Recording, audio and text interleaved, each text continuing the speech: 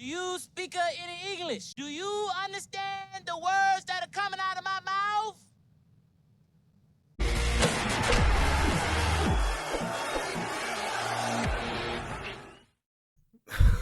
All right. We've had, as Dolphin fans, maybe the most surreal and joyful and epic week as a fan base in decades. I mean, we got rid of Greer, the Nosferatu of the franchise, although he might not be the head vampire. We'll see about that with Ross. But at least a main vampire got the... And then you get a shocker victory with an epic day from beloved Dolphin to defeat, and I dare say in some ways, not totally, but a nice little derail a division opponent. I don't usually take pleasure in that, because, as I've said, what I really care about is my team doing good. Now, if this was a division game in the postseason, or a division game that led us to get ahead of them, but this was more of just trying to get some susser out of a very sucker type season. But to see Greer, Bills get defeated, and Achane, who I think is an absolute stud. I don't like Greer, but he nailed it with Achane to deliver a blow like that. This was a phenomenal week. So I want to dial. There's so much that goes into the puzzle. I see all the time, if we just get rid of the quarterback, you even say it for me, if we just fix the offensive line, or there's all kind of points that lead to success and failure. Certain ones, in my opinion, is the offensive line has a higher gravitas than the quarterback. But that's my take. Some people say the coach or the GM or the owner, whatever. But everything goes into the soup to create success. So what I'm here to talk about today, and trying to keep it narrow, is a core principle that I've been talking about since 2021. It's the run game. And what is this success we've seen 2 out of the last 3 weeks? How is that portable going forward? So I want to cement the reality. I had some pretty big podcaster mock me. Curtis, you just want to run teacup football. That's not what we do here. My question, as I've said in the past, is, yeah, but is that smart? You know, maybe putting your head in the blender is what we do here. But, you know, I'm like, buddy, is that the wisest thing to do right now? So the run game is driving the whole league. The Dolphins, I'll show you, their 3 victories were all driven by the run game. And when we succeed in a run game, it makes Tua look pretty darn good. But you could see with Allen's better quarterback than Tua. But you can see how pedestrian he looked, aside from a few plays, without this balance, adhering to the current NFL sweet spot cycle, which is pass balance and running inside and having diversity of looks and pass and run. So that's what I'm going to do here today. I got a whole bunch of graphics, information, and then I'll give you my evaluations on what does this mean going forward. And a little of what does it say about the past, which ties into the going forward. So that's what I'm going to do. And not really offensive line talk, just run game. So please, if you can, like, subscribe, comment, and view. There's like a hype thing now. You can hype Curtis up if you want. So all that stuff keeps me in the biz. So let's dig into it here. So the first graphic, I've been doing this on and off through this season. Even last season I was doing it. You can see here, top 10 rush attempts and bottom 10 rush attempts. Now there's interesting stuff here. It was 90% that you didn't have a losing season as of last week. Now it's flipped. It's now 7.5. Carolina, the orange box, is 5-5.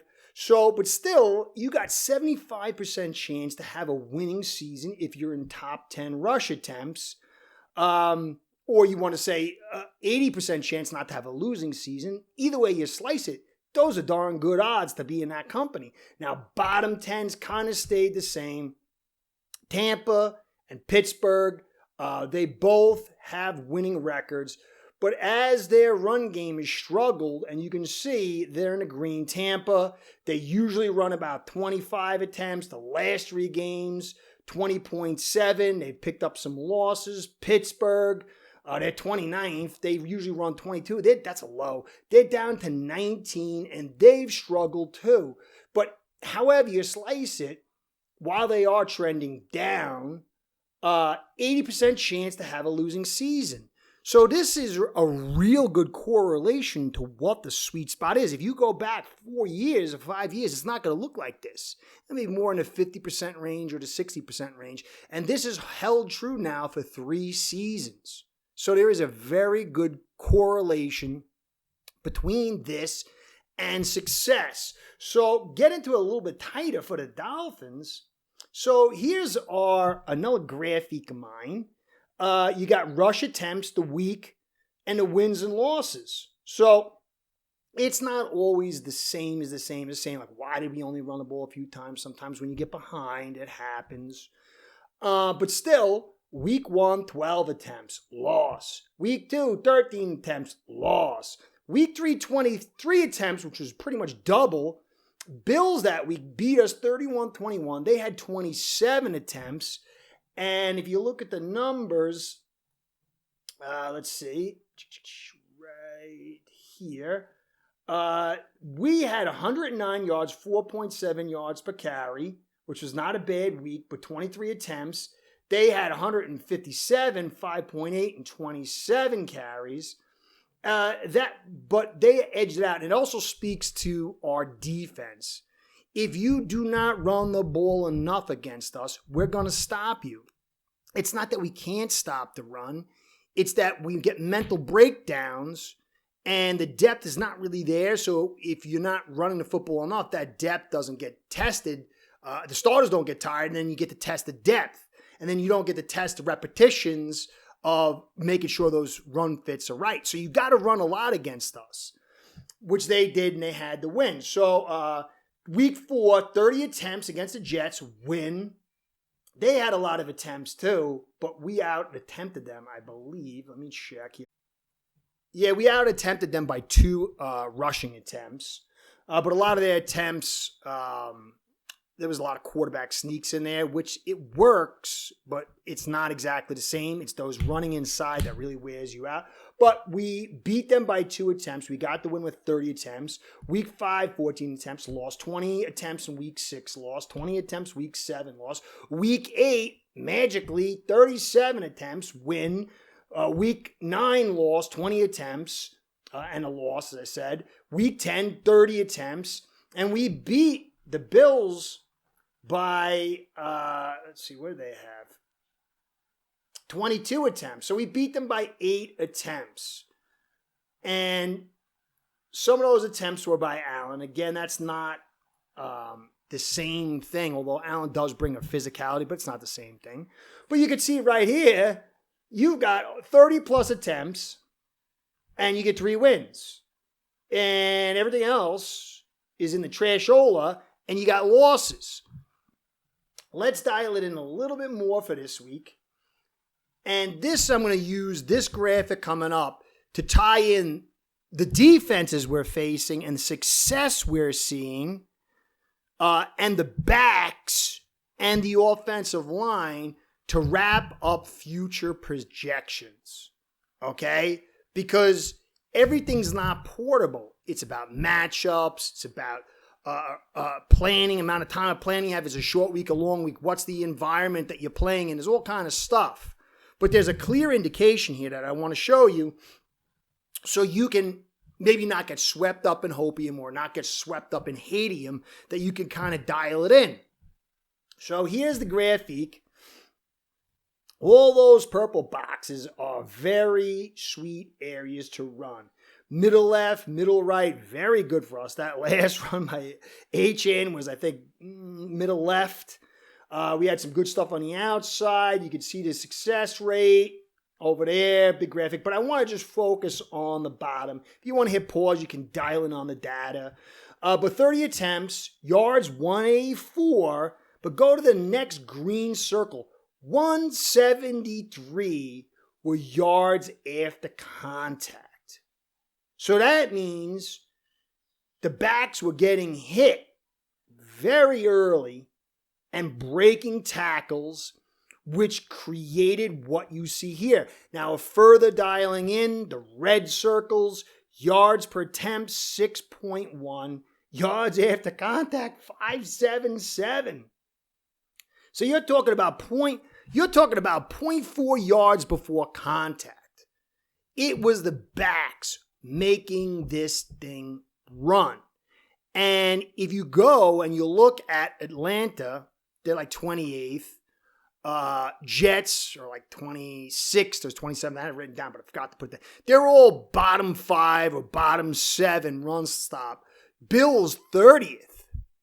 And so what this says, when you really look at it, yes, you've got to run the football. You've got to run the attempts. If you're opposition, you got to run that football to weaken this defense so you can eventually pry them open when they get gassed or when they make mistakes. But from our side, we've had 3 wins against bottom end run defenses. The offensive lines haven't been good. The backs have done a phenomenal job. And so as we project going forward, the biggest probably kryptonite for us is teams that have good run defenses and teams that can run the football and do run the football, because the Bills can run the football, but they chose not to run the football. We chose to run the football. Who would have thought of that? So understand, if we had an offensive line, as somebody who looks like me and does this channel quite often has said for quite a while, that was good enough to run the football, maybe not this good, but pretty good, against the better teams. And we had a coach who would stick to the run even when it wasn't super conducive, because if you look at the 3 games we played and we had good run numbers, we got ahead. And McDaniel has a tendency to not have intestinal fortitude. He has all the intestinal fortitude. He swings big when he's up ahead and he keeps pounding that football. But when it's close or he's a little behind, he starts getting nervous, Nelly, and starts chucking and ducking. And he goes to the outside. So there are 3 parallels. We get ahead. McDaniel feels confident enough to run the football. Poor run defenses. We pound that football. And we have backs who can make those teams pay because they're so fast. One missed tackle and boom, you get big time runs. So you go back and you look one more second at that graphic over here. You got 35, 59, 15, 18, 30, 117, 100. It's like 150 yards out of 184 were chunk runs. So if you take those 4 chunk runs out of 184, you're talking about 26 carries for 50 yards. Now, what have I said in the past? And I was saying with Cleveland, I did it on a podcast, is you got to keep attacking, keep attacking, keep attacking. And you might get stops and slowdowns, but it pops open. But we, because of this offensive line, have a tendency to have a lot of them. And I think that's part of the reason where there's a very strong test to McDaniel's intestinal fortitude. And this is why, doing the future evaluations here, Greer should have been building this thing differently. Like a guy who looks a little bit like me, who does this podcast, has been saying for some time, that got a lot of junk. Offensive line makes the NFL world go round. It lowers the difficulty level of everything. And we don't need to have a top 5 offensive line, top 10. But we should have been building much better than we have. And you might have seen McDaniel be more successful. Success breeds confidence. So we built wrong. And now we're here. All fans should probably recognize now. I've had to fight a lot on the content providers, and some of them, they're saying what I've been saying for years, but they'll never say that they were wrong. And I was right, because that's the destroy guru status. But we're, as a fan base, we should be clear. Running that football makes Tua good enough. For what? I don't know, but it makes him much better than when he doesn't have it. And it allows us to win. It allows us to take a weaker defense and be successful. It's all based on, at this moment, it could change, pass balance with running the football and diversity across the line of scrimmage, most notably in the A and B gaps. And then you can have a guy like a Daniels or Mac Jones or Donald or whoever. So that's how you can take a team that maybe is not so good and help them out. And this is what Gailey did in 2020, is what I've talked about. So is McDaniel going to have the intestinal fortitude? That's the biggest key for me. Whether we keep him, we don't keep him, it's not up to me. But if he needs to be ahead to run the football, and he can't have the intestinal fortitude when it's close or slightly behind, then he's not the guy for us. I don't have the choice, but that will be my eval, and that's a key eval. We got a bunch of games here. I think we can win a bunch of these games. I definitely think we can win a bunch of these games, and I think it's going to be enough for Ross to bring McDaniel back. Is that going to be the right move? I don't know. We'll have to evaluate next year, but it's going to be based on his ability to have intestinal fortitude for us to be able to run the football and have a better offensive line than this. Last note, I'll get into it later this week. Jonas stinks. Jonas Avenai is terrible. I don't know if it's going to be a 1-season fix, 2-season fix, 3-season, or ever fix. I don't know. He's terrible. We should get some bonus from Daniels whenever he comes back. I don't know when that is. Jackson's no good. We could debate about that. So if McDaniel stays here, we're going to need to bump this offensive line up, because you can't take this offensive line and go against good teams with good run defenses that run the football and a good quarterback and maybe better talent. It'll go back to the ugly thing. So it's not like we flipped from what we were into something new. It's the matchups were conducive. We outcoached some of the teams we played, most notably the Bills, who went full retard on their decision-making. And so that's good news. We've got one of the best backs in the league. Ollie's another awesome piece of the puzzle. We do have some guys in the offensive line. And so we have stuff to go forward. Let's see what it all amounts to. Let's see what the rest of the season amounts to. But I expect this stuff that I showed you here to be highly, highly indicative. Not every time, but most of the time, whether we win or lose. So we'll see. That's my take. Hope you enjoyed. Curtis saying, be well, go Fins. Curtis out. Start building your own online sports book today by getting signed up with aceperhead.com service that'll allow you to book action on sports from all around the world.